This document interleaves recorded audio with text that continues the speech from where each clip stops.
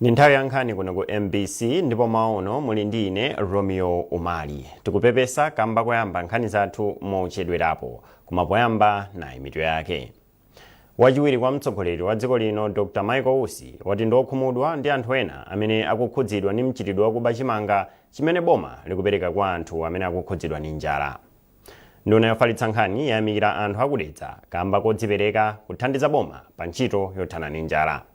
Munkhani za masewero timu ya Blue Eagles ili ni mwayi waukulu obwerera mu ligi yaikulu ya TNM mawa ngati ingagonjetse timu ya Wimbe ku Kasungu.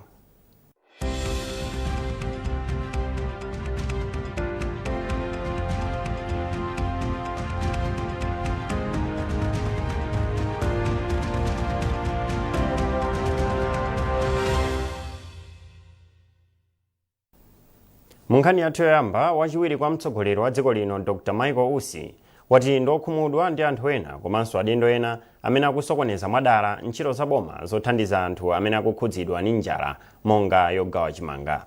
Dr. Usi anena izi ku Blantyre pamene anatsogolera ntchito yogawa chimanga kwa anthu 2400 ochokera mdera la kansala wa Soche omwe akukhudzidwa ndi njala. Nayu Blessings Kanache ndi nkhani yonse. Wachiwiri kwa mtsogoleri wa dziko lino Dr. Michael Usi ali mu mzinda wa Blantyre. Kangapo konse anthu akhala akuona wachiwiri kwa mtsogoleriyu akuyesetsa kuchita zinthu zothandiza kuti ntchito za boma zikhale zopita patsogolo. Dr. Usi anaonekanso ali pa Kamuzu Stadium mu mzindawu kuthandizana ndi akuluakulu a khonsolo ya mzindawu akutsogolera ntchito yogawa chakudya makamaka chimanga kwa anthu kwana 2400 ochokera mdera la Sochi.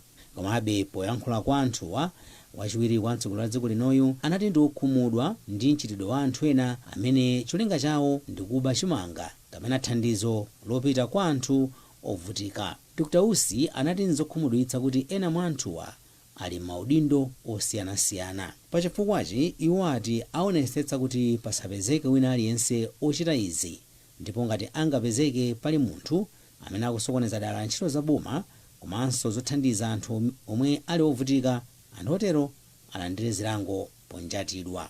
Pali amalawi ena akuonesa mtima khalidwe osakhala chimalawi. Monga muna pa president analamula kuti ndibwere kuno ndiyang'anire kumene chimanga chikugawidwira, tapeza kuti pali anthu ena momvetsa chisoni ena ndi maudindo ali magulu awo amene akumagwiritsa ntchito imene akuziwira kumaba chimanga. Sizinayambe lero, zinayamba kalekale, koma poti tadziwa zayamba kuvuta.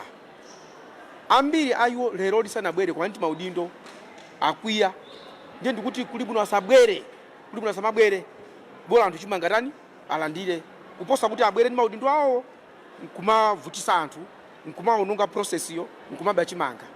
Si chinthu chabwino, anthu akuvutika ndi njala, boma lapereka chimanga kuti anthu alandire osayang'ananso chipani. Bola ngati uli Malawi uli ndi njala walembedwa, koma kulembedwa osakulembe mwa chilungu. Thandizoli ayi Elizabeth Kwerepeta ayamikira boma kamba kuonetsa chidwi chothandiza anthu amene akhudzika ndi njala mdziko muno. Iwo athokozanso Dr. Usi chifukwa chokhala patsogolo kuonetsetsa kuti anthu omwe ali osauka akutetezedwa. Ndipo atatha kutsogolera ntchito yopereka chimanga, Dr. Usi anapita m'mudzi mwa Mikochi kwa mfumu Kadewere ku Chiradzulo. Kumeneko Dr. Usi anacheza ndi anthu osiyanasiyana kuphatikizapo achikulire. Ndipo kenaka Dr. Usi anawapatsa anthuwa ufa komanso kuwalimbikitsa pamoyo wawo wa tsiku ndi tsiku.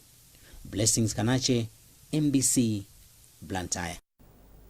Nduna yazofalitsa nkhani a Moses Konkuyu yayamikira anthu akudedza kamba kodzipereka kuthandiza boma pa ntchito yothana ndi njala.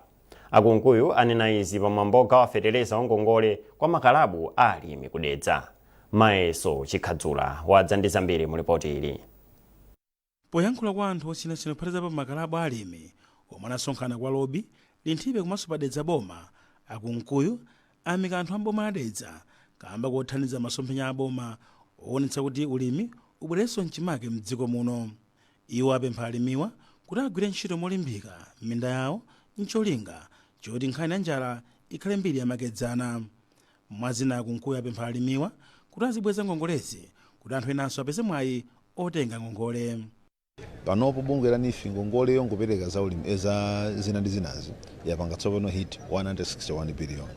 Tsono kuno ndi kumene anthu makalabu ena akulandiranso zipangizo ngati muje zimakhalira mbuyo kunoko mbali ya pano pa lobitiri ndiye kuti boma loseno ladedze tengoti amapanga produce chakudya chambiri chimene amalawi amagula komanso amagwiritsa ntchito enanso amatulutsa kunja. Kuwapatsa zipangizo zimenezi ndi kuwathandizira kuti akhoza kulimanso mochuluka mvula itabwera bwino. Maona anthuwa ngokondwera kwambiri chifukwa cha chiganizo chimene chotakhoza kupatsidwa zipangizozi. Tinaona kuti kubomaku ndalama zikabwera anthu amatha kukumana ndi mavuto ena osiyanasiyana. Koma kuwabweretsera zipangizo ngati meza chitikira mavuto ena akhoza kuwapewa chifukwa chakuti ndalama itakatha kupita kwina. Komanso kuli dzipongwe zokuti akalandira ndalama ija mwina amakapeza fetereza kukwera mtengo chifukwa anthu aona alandira ndalama zochuluka nthawi imodzi. Kapenanso mwina ena akachali kumekaso fetereza wa michenga amene. Koma kuwabweretsera zipangizozi zithandizira kuti osewa akhoza kupita kumunda nthawi imodzi ndipo zokolola tikukhulupirira zikhala zochuluka njala ikhala nkhani ina.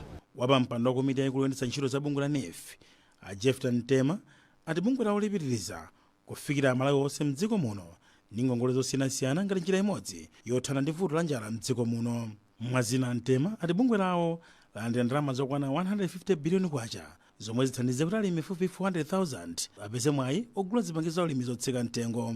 Antema ati boma lapereka ndalama zokwana 150 biliyoni kwacha ku bungwe la NIF zomwe zipindulira alimi. Antema Mwazina ati bungweli patakali pano lagawa fetereza wangongole pafupi 48,000. Tikudziwa kuti zimene tikuperekazi ndizoti alimi ena agwiritsa ntchito kuzolima zina ngati mwina fodya ndi zina zotero, koma mbali yayikulu imene tikuyang'ana ndiyo neno tithandizire kuti amalawi akhale ndi chakudya dziko lonse. Tikuyembekeza kuti tipereka ndalama zopitilira 150 billion malawi kwacha tikamatha season inoyo. Ndi tikuyembekeza kuti ndalama zimene zizafikira alimi opitilira 400,000. Mmodzi mwa omwe alandira nawo fetereza ngongoleyu apempha alimi anzawo kuti aonetse kuti feterezayu wagwira ntchito yake ndi kuti asagwiritse ntchito pa njira zina. Iwo apempha anzawo wakuti aonetse kuti ngongoleyi ayibweza mtsogolo muno. Fetereza amene ife tili okondwera kwambiri chifukwa pena ndi pena umatiperewera kuti tifikire kuti tilime malo ochuluka. Moro omwe talandira fetereza uyuyu tinakisimizo yoti tipindula kwambiri. Phungu adera kumwera kuzambwe boma adedza komanso kuzambwe boma adedza Amaiki Mlombwa ndi a Filipo Chinkhondo onse apempha alimiwa kuti azibweza ngongolezi kuti anthu ena achitenso mwayi opeza ngongolezi. Mwazina Phunguwa ayamika president wa dziko lino Dr. Samakafe Chakwera kamba kuonetsa kuti ulimi ubwerenso mchimake mdziko muno. Kuyambira chaka chatha bungwe la NIF lakhala kugawa ngongole za ulimi njolinga kuti ulimi ubwerenso mchimake mdziko muno ndi kuthana ndi vuto la njala. Mayeso Chikhadzula, MBC Dedza. Pakadali pano bungwe lopereka ngongole la NIF lagawa matumba 300 a fetereza wa NPK pa ngongole kwa alimi amdera la mfumu yayikulu Chimutu mboma la Lilongwe. Mtolankhani wathu Emmanuel Chimutu wadza ndi ripoti limene akuwerenga ndi Yamikani Simutowe. Ntchito yopereka fetereza wa ngongoleyi yomwe yachitika mdera la mfumu yayikulu Chimutu ipindulira alimi oyima paokha komanso omwe ali m'magulu. Mkulu wa bungwe la NIF Hafles Ndietseni wati bungwe lawo linaganiza zogula okha feterezayo malo mopereka ndalama popeza phindu lenileni silimaoneka. Ndietseni ati anthu ambiri amagwiritsa ntchito ndalamazi ku ntchito zina zomwe zimasokoneza kakololedwe kachimanga komanso kabwezedwe ka ndalamazi. Ambiri amene ali ndi chidwi ndi ulimi akunena kuti kuwapatsa fetereza ndi njira yabwino kwambiri chifukwa ikuchepetsa mavuto amene alimi akukumana nawo kuyang'ana fetereza, komanso amene watenga ndi fetereza amakhala ndi chilakolako chokalima ndikuti tili ndi chikhulupiriro chonse kuti amene watenga fetereza akalimadi mudziwanso ino ndalama kuti pena imatuluze ukhotetsedwe kupititsidwa ku ntchito zina. Phungu wakumpoto chakumvuma kwa Lilongwe a Winston Kaipanjira wati iwo agwira ntchito modzipereka poonetsetsa kuti fetereza aperekayu agwira ntchito moyenera. Iwo ati mbuyo mu ntchito ngati zomwezi zakhala zikuchitika mderali koma alimi ambiri amagulitsa fetereza wawo kwa mavenda komanso alimi ena akuluakulu zomwe ati zimapangitsa vuto la kusowa kwa chakudya lizipitirira.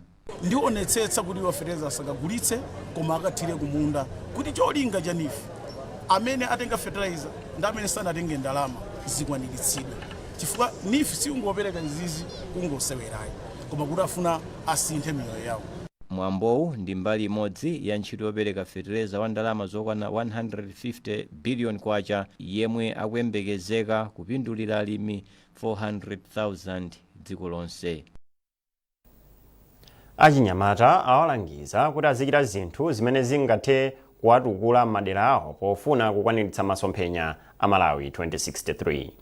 Mkulu wa bungwe la Youth Initiative for Civic Education Albert Mkandawire ndiye wanena izi pa phwando la chaka chatsopano limene anakonzera achikulire amdera la Elunyeni m'boma la Mzimba. Iye analangiza achinyamata anzake kuti akhale ndi mtima odzitukula okha malo momwe agwiritsidwa ntchito pa zinthu zimene zingaononge miyoyo yawo. Mkandawire akuyankhula ndi Grant Mhango. Chimene chinachitika ndi chakuti tinaona kuti mphawi zambiri azigugu athu kuti asangalale mmene anthu ena amasangalalira zimakhala zovuta. Chifukwa chake tinayitanisa pamodzi kuti tikhale ngati tonse tasangalalira pamodzi, asakhale ndi nkhawa ina iliyonse. Ngati ali ndi nkhawa akakhala malo amodzi nkhawa zonse zija zimachoka, ndi nkhawa zija zikachoka amakhala pa chisangalalo ndi anzawo. Mmodzi mwa anthu amderali a Yesaya Mkandawire wayamikira bungwe la Youth Initiative for Civic Education. Ana athu ati alangize kuti akhale ndi nzeru zoyamika kumene anachokera, komanso anyamata anzimvera makolo. Ndipo ukamvera kholo ngakhale Bible limanena ukamamvera makolo masiku ako okhala pa dziko lapansi pano amachuluka. Ndiye tena kuti alangize ndithu amene akumamuwa ati abweze kuti akhale anthu oti amakolo ife tizidalira. Mukuona nkhanizi kuchokera kuno ku MBC ndipo muli ndi ine Romeo Umali. Tiye ntionenso mitu yake. Wachiwiri kwa mtsogoleri wa dziko lino Dr. Michael Usi wati ndi okhumudwa ndi anthu ena amene akukhudzidwa ndi mchitidwe wokuba chimanga chimene boma likupereka kwa anthu amene akhudzidwa ndi njala. Nduna yofalitsa nkhani yayamikira anthu akudetsa kamba kodzipereka kuthandiza boma pa ntchito yothana ndi njala. Mu nkhani za masewero timu ya Blue Eagles ili ndi mwayi waukulu obwerera mu ligi yaikulu ya TNM mawa ngati ingagonjetse timu ya Wimbe ku Kasungu.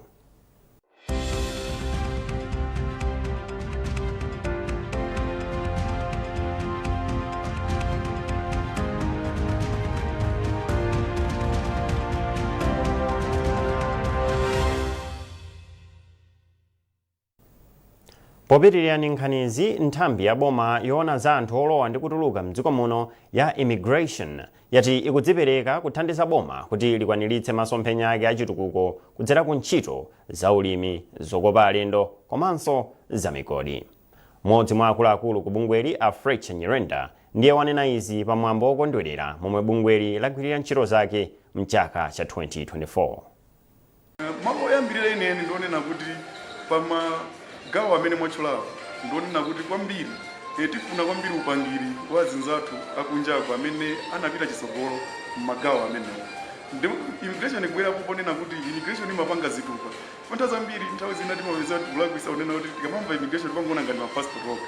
Most immigration imapanganso zitupa zija zonena kuti anthu athe kukhala muziko muno komanso anthu athe kubwera kuzalowa muziko muno. Tsono anthu ngati amene aja akadaulo amene ajawo muzigawo zomwe mwachulazo ngati ino immigration isakutengapo mbali yoyenerera kuti iwo aja athe kukwanisa ndikubwera ndikuzalowa mziko muno ndikupezanso zitupa mwasangasanga kuti azigwira ntchito zawozo magawo amene anenedwa aja ndi kuti ife tipezeka kuti tikulephera kulithandiza boma. Mwana ife tikuyenera kuchilimika kunena kuti tionesese kuti tayika ndondomeko zoyenerera kuti anthu aja samavutike kulowa, samavutike kupeza zitupa zowayenereza kuti agwirire ntchito komanso kupanga mabizinesi osiyanasiyana m'magawo amene achulidwa. Paramount Chief Kyungu ya maboma achitipa ndi Karonga yapempha ogwira ntchito mu zipatala za mdziko muno kuti azidzipereka makamaka pothandiza odwala komanso kukonda dziko lawo. Mfumuyi yanena izi pamene anatsogolera mafumu pa ulendo wawo okachereza odwala pa chipatala cha Karonga pokondwerera chaka chatsopano. Ludovico Nyirenda wadza ndi zambiri. Pokondwerera kulowa mchaka chatsopano, Paramount Chief Kyungu, mafumu andodo ndi akazi awo anachiona cha nzeru kusonkhana pamodzi ndi kukaona odwala apa chipatala cha Karonga. Mafumuwa anayendera chipinda cha amuna. Mawu ake Paramount Chief Kyungu inafunira odwala mafuno abwino a mchaka chatsopano cha 2025. iwo anapempha ogwira ntchito mzipatala za dziko lino kuti akhale odzipereka pogwira ntchito zawo komanso kukonda dziko lawo. Kupempha ogwira ntchito mzipatala kuti akhale ndi mtima wachikondi odwalawo, akhale ndi umunthu azilemekeza odwalawo, kuti akhale ndi hope zazatuluka mzipatala. Mkulu za umoyo ndi ukhondo m'boma la Karonga David Sibale anayamikira Paramount Chief Kiyungu kamba kopereka thandizoli lomwe anati labwera pa nthawi yake. Paramount Chief anafika pano ndi mafumu ena apereka mphaso zosiyana-siyana kwa odwala ndiponso awafunira zabwino zonse mu chaka cha sopanochi, ndiponso tilimbikitsanso kuti tizilimbikira ntchito kuwathandiza odwala athu pa chipatala pano. Daniel Chikuni amudzi wa Chikolosa, mfumu yayikulu Kanduku m'boma la Mwanza, omwe anali ndi m'bale wawo yemwe anagoneka pa chipatala cha Karonga, anati thandizoli liwapeputsa maganizo a odwala komanso achibale omwe ali nawo mu chipindacho. Ife tikuthokoza kwambiri kuti Mwanza ngenomo amene mphatso imene iyita kwambiri chifukwa pali zambiri zimene ife tikusoma ngati chipatala, ndiye mphatso imene ikuthandiza ndithu pamene timasowa.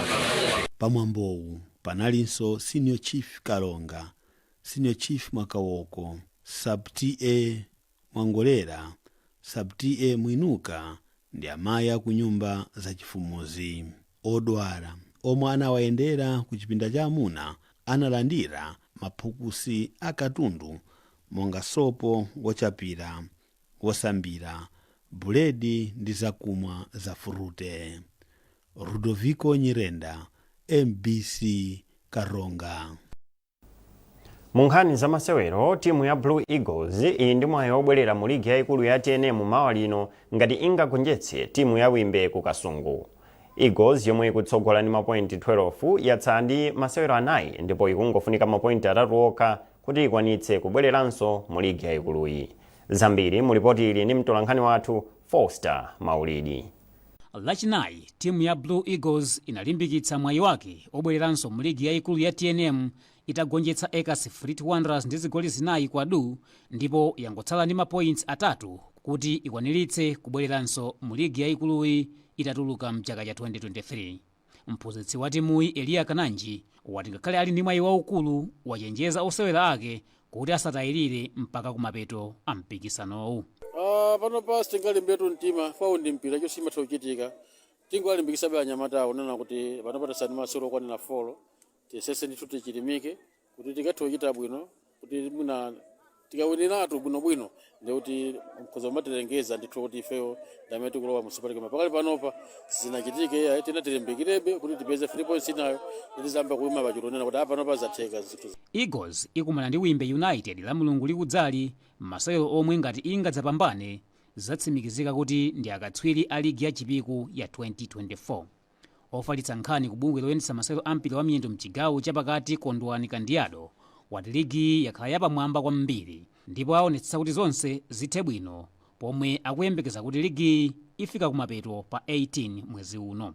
Ngati Central Region Football Association tinene kuti tili okondwera, tili okhutira ndi mene masewero akuyendera pa ground. Utha kuona mmene mpira ulili, zikuoneka zoti timu ina iliyonse ili ndi chikhumbo choti mwina mwake ikhale number 1 ndi yolinga choti ipeze slot mwina mwake mu Super League. Tinene kuti ngati CRFA tikufunisisa kuti tikuziwa zoti we are behind schedule. By 18th January or 20th January tikufunisisa zoti CRFA mogwirizana ndi ma sponsors athu achipiku tipeze champion amene akayimira chigawo chapakati ku Super League. Eagles ili ndi ma points 48 ndipo yatsala ndi masewero anayi, pomwe Villa yomwe ndi yachiwiri ili ndi ma points 36 ndipo yatsala ndi masewero asanu. Padakali pano timu ya Songwe Border United mchigawo chakumpoto ndi yomwe idapeza kale malo a mu TNM Super League, omwe mchigawo chakumwera kuli mpikisano waukulu pakati pa matimu a Ekaya ndi Red Lions. Foster Maulidi, MBC Sport, Lilongwe. ndipo bungwe loyendetsa masewero a mpira wa miyendo mdziko muno la Football Association of Malawi FAM lapempha mabungwe ndi makampani kuti agwirire ntchito limodzi ndi bungweli potukula masewero a mpira wa miyendo m'madera akumudzi. Wachiwiri kwa wapampando wamkulu woyendetsa masewero a mpira wa miyendo m'boma la Karonga Atanio Njawala anena izi pa mapeto a mpikisano wa zikho za masewero a mpira wa miyendo ndi manja za ndalama zokwana 12 miliyoni kwacha za Duncan Kaonga. Ludovico Nyirenda wadza ndi zambiri. Linali tsiku lapamwamba kwambiri pomwe miyanda ya anthu inakhamukira pa bwalo la uliwa nasiya makomo awo kukaonera ndime yosiridza ya masewero a chikho cha Duncan Kaonga. Matimu a Jet Stars ndi Young Bata anaonetsa luso lawo komanso kufewa kwawo polimbirana chikhocho. Poyankhula mapeto pa mpikisanowu, wachiwiri kwa wapampando wa bungwe loyendetsa masewero a mpira wa miyendo m'boma la Karonga Atanio Njawala anati ndiokhutira ndi luso lomwe matimu aonetsa pa masewerowa, zomwe anati zikufunika mabungwe agwirire limodzi ntchito ndi bungwe la FAM potukula masewero ku madera a kumidzi, zomwe zingathandize kukhala ndi timu yamphamvu ya fuko lino. Kwa amene akuyendetsa mpira kumtundako aone malo ngati anoka kuchilumbaku chifukwa kunoko ndi kumene kumapezeka ana aluso, ana amene angathe kumenya national team mosavutikira. Mpira kumachoka kwambiri ana ang'ono ngati amene akuwaona apa luso labwino kwa basi. Wapa mpando wa komiti yomwe inkayendetsa mpikisanowu a Dave Mkandavire anati masewerowa athandiza kwambiri anthu akuderali pakusintha makhalidwe komanso malonda. Mmodzi mwa anthu okonda masewero kuderali Awezi Nyasuru anati nthawi yakwana tsopano yoti oyendetsa mpikisanowu agwirire limodzi ntchito ndi bungwe la FAM pokhala ndi masewero abwino.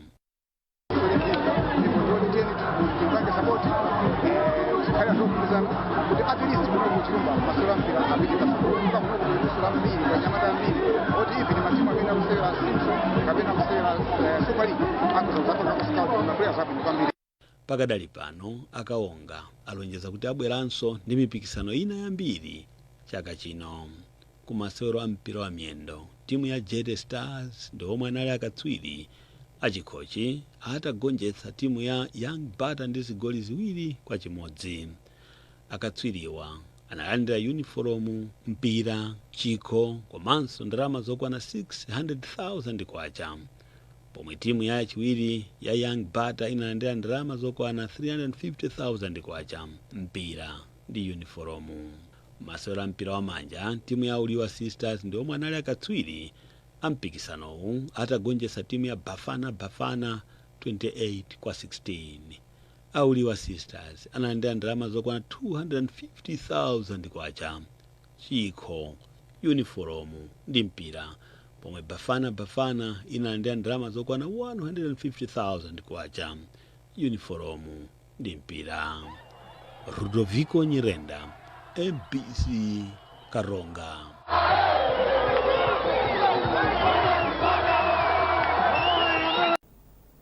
Ndipo pomaliza nkhanizi nayinso mitu yake. Wachiwiri kwa mtsogoleri wa dziko lino Dr. Michael Usi wati ndokhumudwa ndi anthu ena amene akukhudzidwa ndi mchitidwe wokuba chimanga chimene boma likupereka kwa anthu amene akhudzidwa ndi njala. Nduna yofalitsa nkhani yayamikira anthu kudetsa kamba kodzipereka kuthandiza boma pa ntchito yothandiza makamaka yothana ndi njala.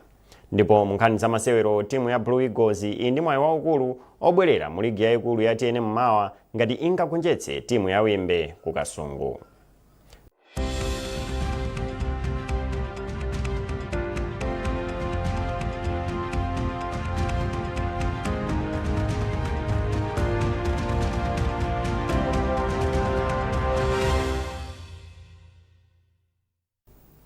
Pezani nkhanizi ndi zina zambiri popita pa mbc.mw kapena MBC Digital pa Facebook, Instagram komanso X.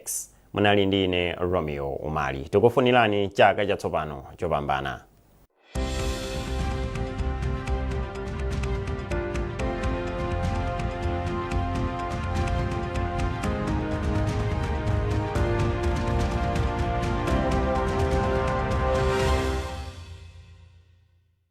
Olembera nzika za dziko lino uthenga wapadera okhudza kalembera wa unzika owonjezera. Bungwe la National Registration Bureau NRB likudziwitsa anthu onse mdziko muno kuti bungweli lichititsa kalembera wina owonjezera wa mzika m'makonsolo onse a mugawo loyamba akalembera wachisankho kuyambira pa 29 December 2024 mpaka pa 4 January 2025. Makonsolowa mugawo loyamba la kalembera wachisankho ndi Achitipa, Karonga, Tauni ya Karonga, mzinda wa Mzuzu, Nkhotakota, Ntchisi, Salima, Dedza, Balaka, Machinga, Chiradzulu, Neno, Phalombe ndi Mulanje. Bungwe la NRB lachita izi pofuna kupereka mwayi kwa onse amene ali ndi zowayenereza koma sanalembetse mukaundula wa unzika m'makonsolowa kuti alembetse mugawo loyambali. Ntchitoyi ithandiza bungwe la NRB kuti likhale ndi nthawi yokwanira yopereka nambala za unzika molingana ndi ndondomeko zonse zakalembera wa unzika. Bungwe la NRB mogwirizana ndi makonsolo alengeza malo onse omwe kalemberayu achitikire. Nzika zonse zomwe ndi zovomerezeka koma sizinalembetse mukaundula wa unzika zikuyenera kugwiritsa ntchito mwayiwu kuti zilembetse mukaundula wa unzika. Onse amene akulembetsa koyamba adzafufuzidwa molingana ndi malamulo akalembera wa unzika, ndipo bungwe la NRB lili ndi udindo okana kapena kuvomera kulemba mzika malingana ndi malamulo akalembera wa unzika. Bungwe la NRB likudziwitsanso anthu onse kuti kulembetsa ana omwe sanakwane zaka 16 komanso kulembetsa kopitirira kamodzi ndi mlandu, ndipo likuchenjeza makolo komanso onse amene amayikira umboni kuti kupereka umboni wabodza ndi mlandu. Onse opezeka olakwa pa milandu yotereyi adzamangidwa motsatira malamulo. Bungwe la NRB likulimbikitsa anthu onse oyenera kulembetsa kuti akalembetse mukaundula wa unzika mwansanga kalembera owonjezerayu akayamba m'makonsolo omwe iwo akukhala. Ngati mufuna kudziwa zambiri imbani foni ku NRB call center pa 488 kapena 013 700 700 kapena SMS kapenanso WhatsApp pa 09870 74071 ndi 09870 74073 kapena lembani email ku callcenter@nrb.gov.mw. Moyo undi maluwa si umachedwa kufota.